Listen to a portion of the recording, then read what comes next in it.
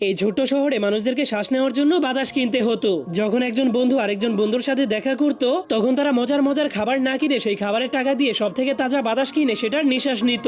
আর এই লোকটা হলো সেই শহরের মেয়র। সেই বাতাসের ব্যবসা করতে করতে সেই শহরের সব থেকে ধনী মানুষ হয়ে গিয়েছিল।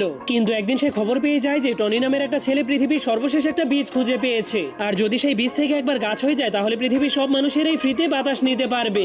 যা হলেই সেই শয়তান মেয়রের বাতাসের ব্যবসা চিরদিনের জন্যই শেষ হয়ে যাবে। এটা শোনার পরেই মেয়র তার বডিগার্ডকে নিয়ে টনি নামের সেই ছেলেটাকে ধরার জন্য জলদি করে তার বাড়ির দিকে যেতে শুরু করে। কিন্তু তখনই হঠাৎ করে রাস্তার মধ্যে তাদের গাড়ি আরেকটা গাড়ির সাথে ধাক্কা খেয়ে যায়। ঠিক তখনই এই সুযোগটাকে কাজে লাগিয়ে টনি তার পরিবারকে নিয়ে সেখান থেকে পালাতে শুরু করে দেয়। কিন্তু তখনই মেয়র তাদেরকে ধরার জন্য একটা রশিযুক্ত বন্দুক দিয়ে তাদের উপর আক্রমণ করে দেয়, যার ফলে তখনই হঠাৎ করে সেখানে অনেক বড় একটা ফ্যান চালু হয়ে যাওয়ার কারণে সেই গাছের বীজটা তাদের হাত থেকে ছুটে একটা বোতলের মধ্যে গিয়ে পড়ে যায়। যা দেখার পর যখনই সেই মেয়রের বডিগার্ড সেই বীজটাকে নেওয়ার জন্য সেখানে যেতে শুরু করে, তখনই হঠাৎ করে সেই গাড়িটা উল্টে যাওয়ার কারণে সেই গাড়িতে থাকা সবগুলো